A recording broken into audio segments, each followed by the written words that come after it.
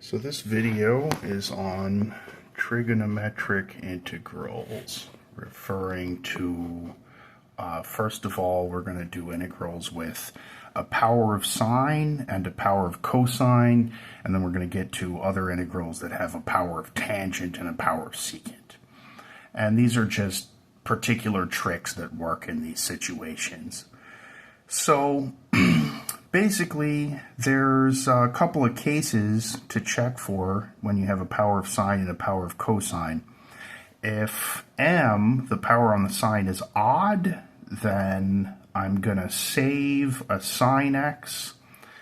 I'm going to convert all the other sine x's because I have a power of sine, and I'm taking one off to the side, but there might be some left over.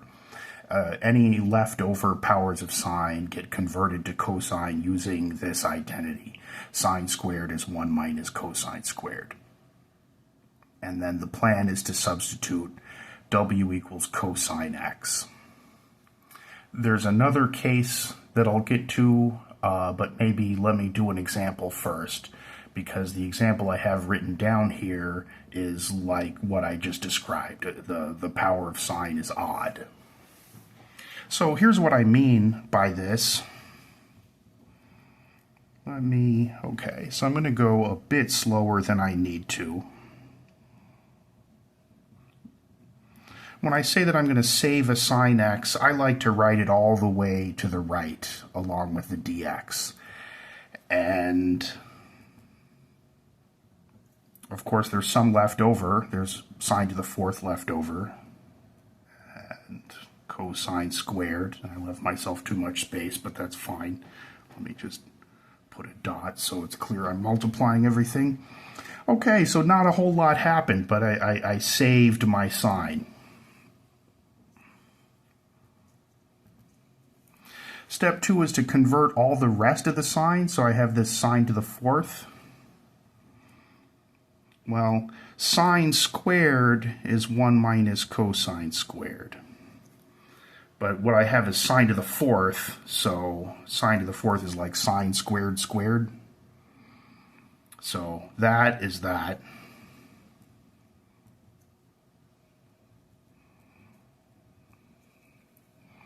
Okay, so I did step 2. And then step 3 is to substitute w equals cosine x.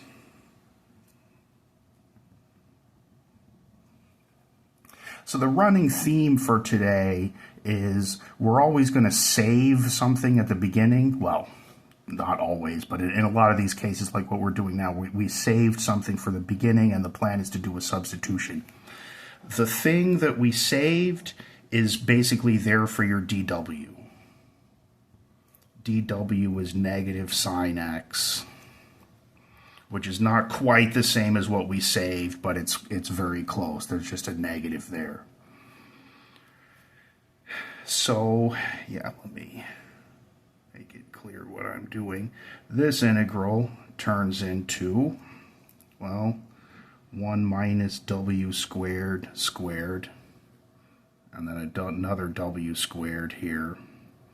And then this, like we discussed, this is not quite dw, but it is dw with a negative sign on it. So, okay, now we just have polynomial stuff. This is going to be easy. I can pull a negative sign out. I want to FOIL this guy, so this is 1 minus 2w squared plus w to the fourth, like that. Okay, moving along. I want to multiply this all the way out, and let me write the big powers first. So w to the sixth minus 2w to the fourth plus w squared.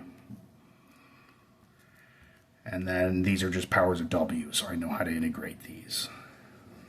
Let me put a parenthesis so I remember to distribute the negative sign in front, but this is 1/7 w to the seventh minus 2/5 w to the fifth plus 1/3 w to the third. At this point I should start writing plus c because I've taken care of all the antiderivatives. And in the end, I just need to put w back. So let me do a couple of things. I'm going to replace all the w's with cosines, and I'm going to run this negative sign through. So negative 1/7 cosine to the 7th x plus 2/5 cosine to the 5th x minus 1/3 cosine cubed x plus c.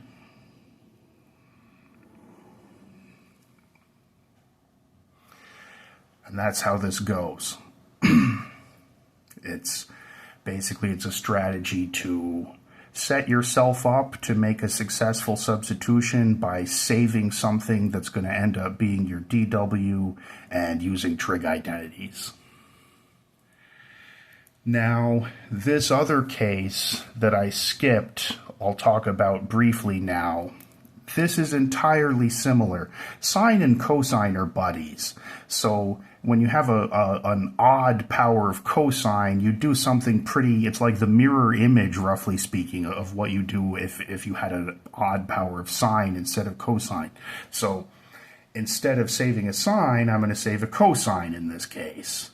And instead of converting the rest of the sines into cosines, I'm going to convert the rest of the cosines into sines, but I use the same trig identity.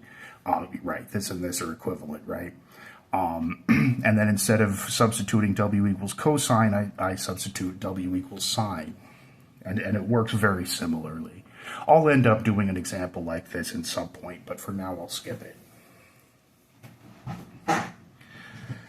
Okay, so what if, well, okay, let me start over.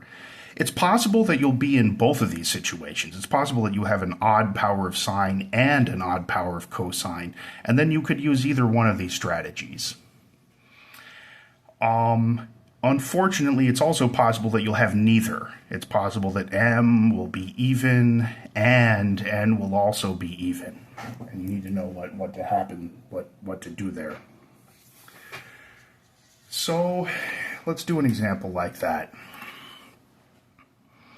So in general, I would say what we're going to use is these two trig identities.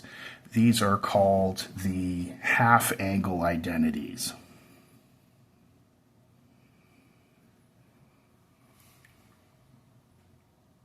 Now let me remind you that when we were doing integration by parts, I did an example that was like sine, that was just, I think it was sine squared x, maybe it was cosine squared, but it was one of those two things.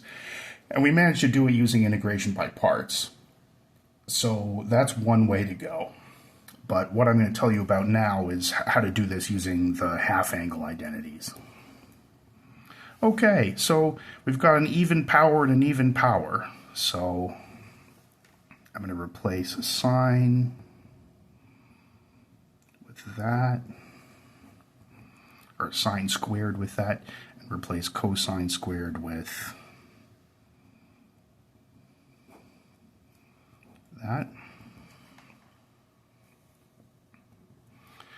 Okay, so these halves, I can just write 1/4 on the outside. And then I've got to, like, I'll multiply this top by this top. And this is like a difference of two squares, right? This is like a minus b times a plus b. So what I'm going to get is this squared minus this squared. So 1 squared is 1.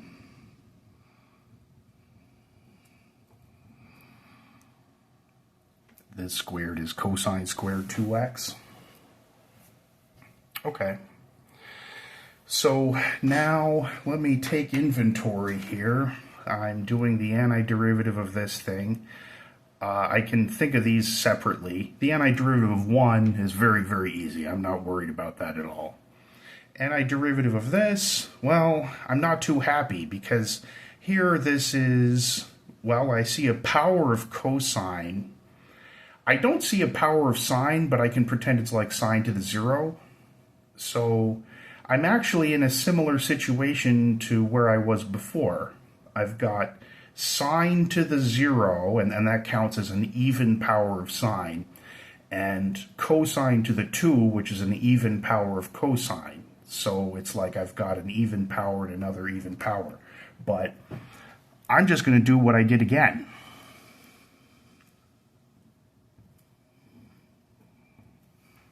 Cosine squared of something is, I can use this.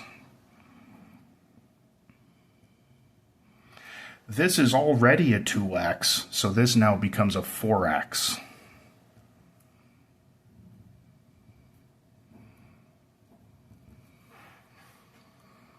So I'm there. Let me clean it up.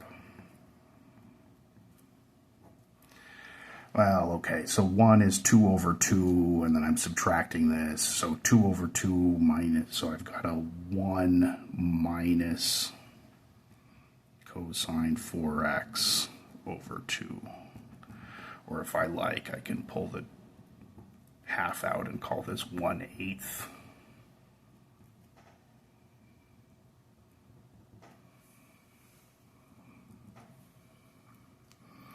Like that.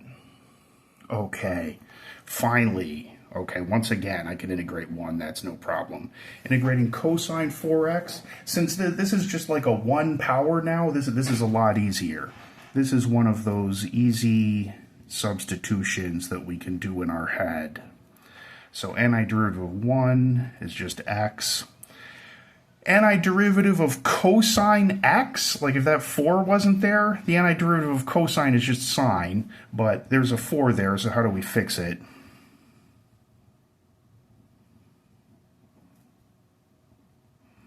It's like that. This is one of those easy U substitutions, or W substitutions, but I guess the letter doesn't matter if I didn't even write it. At this point I should write plus C, and then, yeah, I can simplify this a little bit, so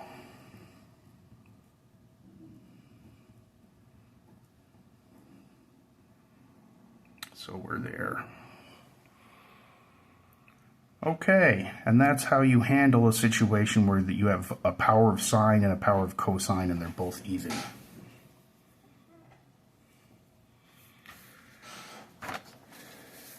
Let's move on to tangents and secants. Sort of similar situation going on here. There's a couple of cases to look out for. What we like to see is either or both of the following. The power of tangent could be odd, or the power of secant could be even. And then it's also possible that the power of tangent is even and the power of secant is odd, and then there's no advice on this page for what to do, and I'll do an example like that. But let me do these two cases first. If the power of tangent is odd, then I'm going to save something. What I'm going to save is a secant x and a tangent x. So I had an odd power of tangent, and one of them went here, so I've got an even power of tangent left over after saving this. I'm going to convert any remaining tangents using this trig identity. Tan squared equals secant squared minus 1. And then the goal is to substitute w equals secant x. Recall the derivative of secant x is secant x tan x dx. In other words, that's the thing that we saved.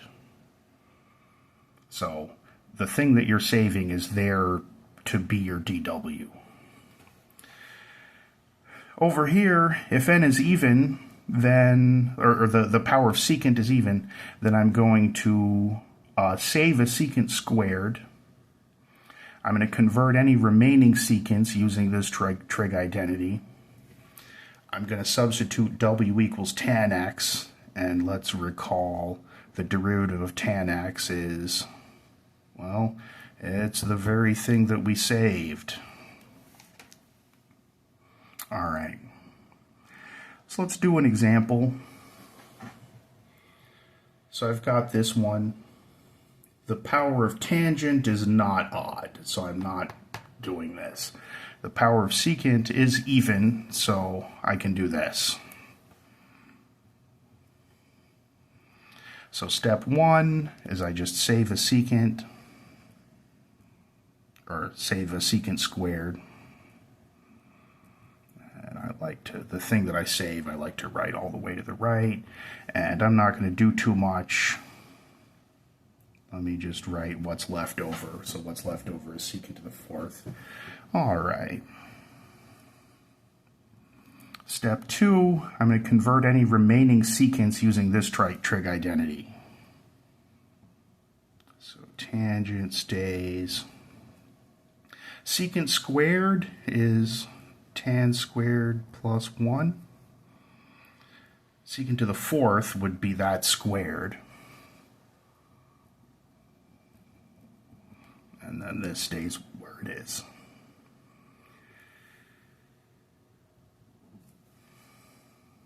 So step 3 is to do this substitution. Well, I mean, I've got this written right here, so I'm kind of ready to go. This is w squared plus 1 squared dw, right?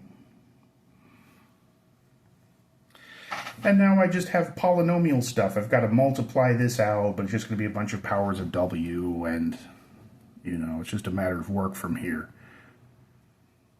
So if I square this out, I get w squared plus,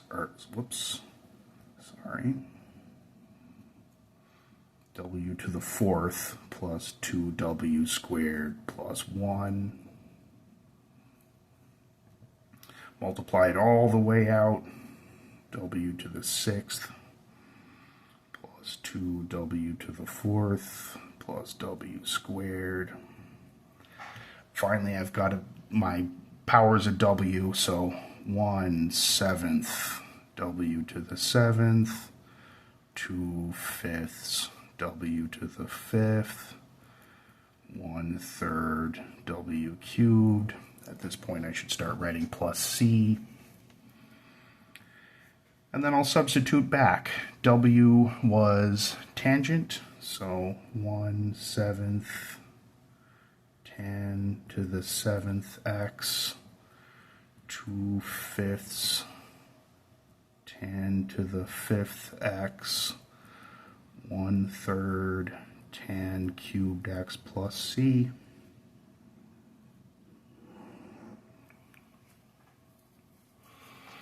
All right.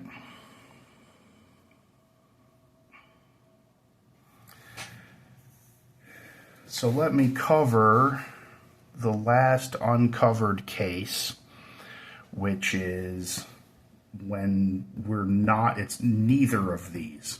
So m is even and n is odd.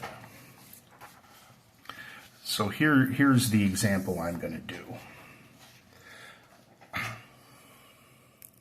There's no tangents, which is like tangent to the 0, so and 0 is even, so that counts as an even power of tangent if there's just no tangents. And n is odd, so I'm going to say n is 3 for this example. So this is, oops, got blurry. There we go. Okay, there we go.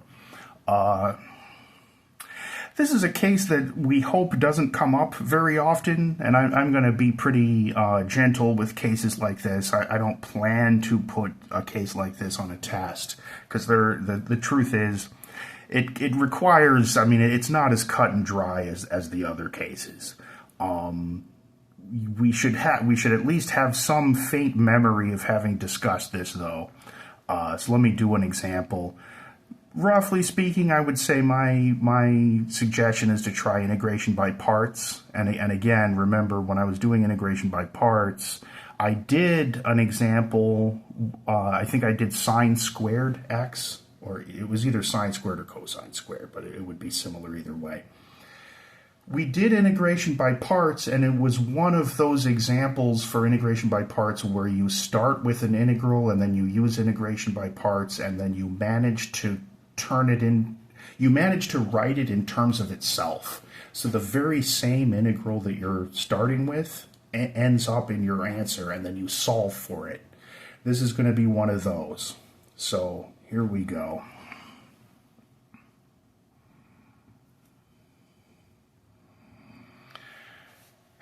And this is kind of one of those off-label uses of integration by parts. I'm not really following the LIPTE advice necessarily.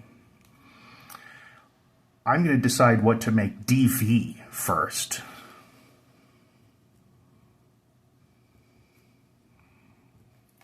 When I do integration by parts, in order to pull this off, I need to be able to find the antiderivative of dv. So I deliberately chose it to be something that I'll be able to find the antiderivative of. The antiderivative of secant squared is tangent. That's on the list of things to remember. So that's a reasonable choice for v just because we're able to do the antiderivative. And I'm going a little bit out of order. Let me go back to make u. Of course, between u and dv, everything has to be there. So if I've got a secant cubed and dv was only secant squared, u is the rest. So u is secant x. The derivative of secant x, that's also on the list, but the derivative is secant x tan x. Okay, and yeah, I know integration by parts has not been very long since we've been using it, so the formula is this. So u times v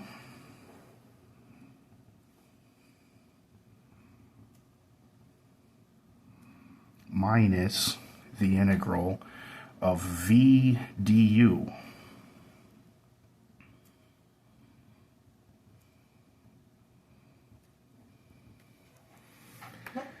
Okay, so where am I? I just did integration by parts, and as usual, I have a new integral to look at, and we're just hoping that the new integral is more reasonable than the old integral. So I'm looking at it. It looks like I have a power of tangent. If I collected these, it would be tan squared secant to the 1. Unfortunately, that's still the case that we don't like. If I have tan squared, that's an even power of tangent, and secant to the 1, that's an odd power of secant. So I'm not in one of the cases from the previous page. The cases from the previous page are more cut and dry. I would know what to do then. So I'm still sort of in the dark here.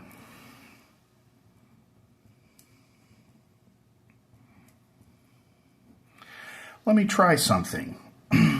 I'm gonna try one of these conversions. Where is yeah. So I can use these, this is just the previous page. I can use these trig identities. So maybe, for example, since I see a tan squared, I can replace it with secant squared minus 1. So that's what's about to happen. I'm going to take these two tangents and replace it with secant squared minus 1, and then this secant is still there. Okay.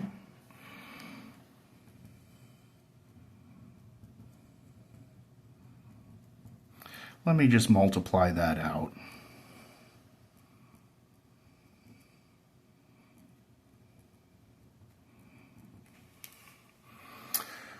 All right, so now here's what I'm looking at.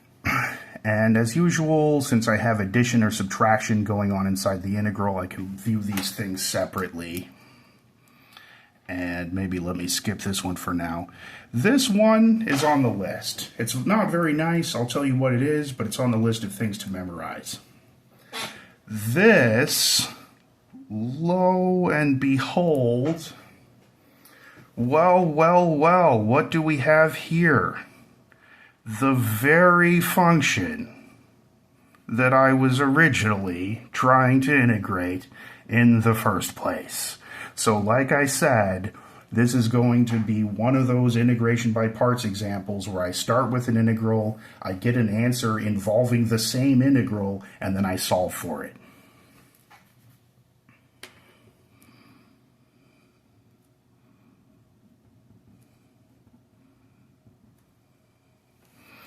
So I've got this. Maybe let me take care of this first. So there's a negative here, there's a negative here, so this is going to turn into a plus. And the antiderivative of secant x this is the worst thing that I'm going to ask you to memorize. The worst thing on the list is that the antiderivative of secant x is natural log absolute value secant x plus tan x. So that's what became of that.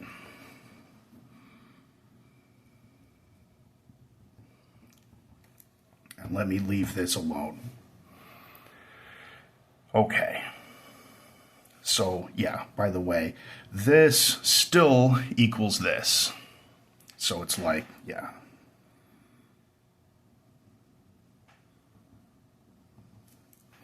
This equals this. So I can get this over. I can write 2 antiderivative of secant cubed equals secant x tan x plus, like that. And when I have all the antiderivatives on one side, this is where I start writing plus c on the other side.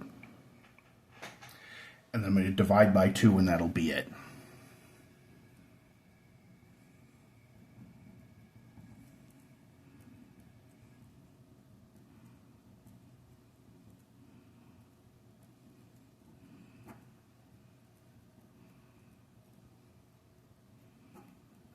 And let me do one of these tricks again where instead of c over 2, c could be any constant. And so c over 2 could also be any constant. Instead of writing c over 2, why don't I just call that d? It's just a constant that could be anything anyway. So there we are. So we hope that we don't have to do this type of stuff very often. But it is doable. But more commonly, if you see a power of tangent or a power of secant, you are going to be in one of these cases. So these are the ones that should be more on the forefront of your mind. And if you're in the other case, just remember that you can do integration by parts and trig identities and finagle something.